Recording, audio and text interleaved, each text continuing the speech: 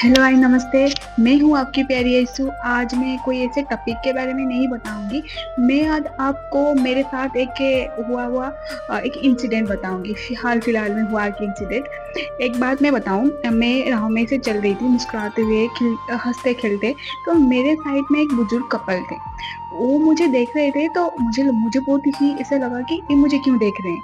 तो मैं उनके पास गई और उनसे पूछा कि आप मुझे क्यों देख रहे हो इतना? तो बुजुर्ग कपल जो थे, उनके उनके उनमें से हस्बैंड वाइफ जो थे, हस्बैंड ने मुझे बताया कि शायद तुम्हारे ऊपर भगवान की बहुत कृपा है। तो मुझे लगा भाई साहब, इनको कैसे पता कि मेरे ऊपर भगवान की बहुत कृपा है। तो मैं तो घुटनों के बल उनके सामने बैठ गई कि प्रभु ये बोल के, क्योंकि मुझे लगा शायद भगवान मेरे सामने खड़े हो, क्योंकि ज़िंदगी में तो दर्द यूँ ही है, तो मुस्कुराना ही तो इसका एक हल है, लेकिन दर्द को तो मुझे गायब भी करना था। तो मैं उनके सामने बैठ गई।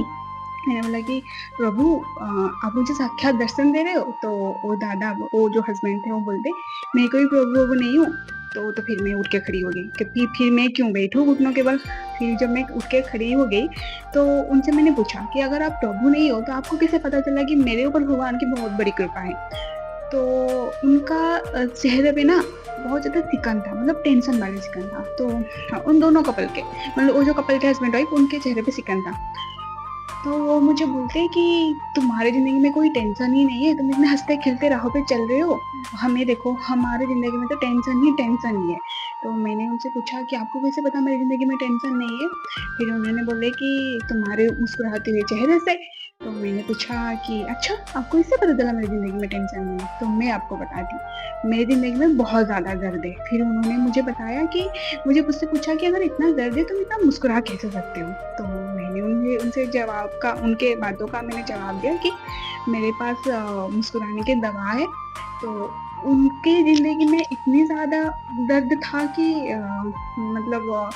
जब मैंने उनसे बोला कि मेरे पास हर दर्द का दवा है, तो वो बोलते हैं कि हमें भी वो दवा चाहिए, हमें दवा दे दो। तो मैंने उनसे फिर बोला कि दवा चाहिए, ठीक है। उन्होंने मुझे बार-बार पूछा, तो मैंने उनसे बोला कि हाँ, वो दर्द का दवा ये है। दर्द का दवा ये है। तो उन्होंने मेरी मुस्कुराते हुए चेहरे को देखा और बोला कि क्या बकवास कर रही है बेटी तू? दर्द का दवा ये है, दर्द का दवा ये, दवा ही नहीं दे रही है। फिर मैंने उनसे बोला कि दादा, दर्द का दवा ही मुस्कुराना ही है। फिर उन्होंने बोले कि कैसे? अब मैं उनको बताया कि दर्द का दवा कैसे होता है, ठीक है? मैं बताती हूँ।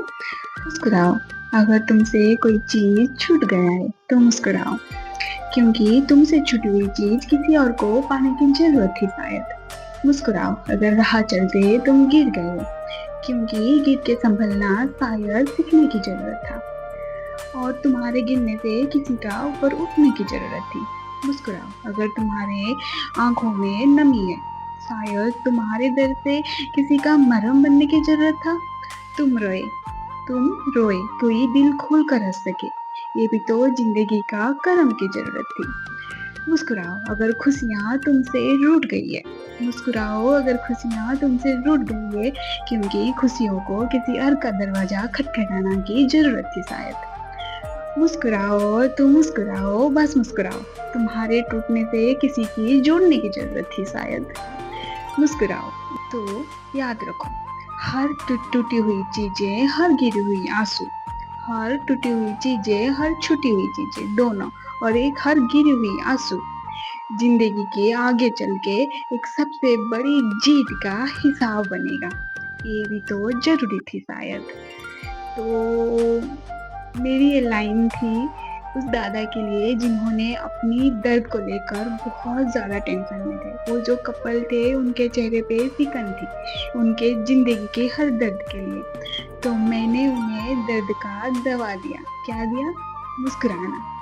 और मैं आप लोगों को भी ये दवा देना चाहूँगी कि ये तो ज़िंदगी है। इस ज़िंदगी में दर्द की कमी कभी नहीं आएगी। खुशियों की कमी आ सकती है, लेकिन दर्द की कमी नहीं आएगी।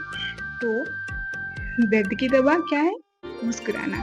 तो आप लोग भी अपने दर्द के वक़्त में मुस्कुराइए, मुस्कुराइए, मुस्कुराइए। अगर आपको मेरी ये जो टिप्स है, हर गम को भूलने का, हर दर्द को मरहम लगाने का, और ये टिप्स अच्छी लगी हो तो प्लीज़ मेरे कमेंट बॉक्स में ये लिखना कि हर दर्द का दवा बस मुस्कुराना। तो मैं रहती हूँ, मैं चलती हूँ, बाय बाय, टाटा, जय जगन्नाथ। मिलते हैं अगले वीडियो में।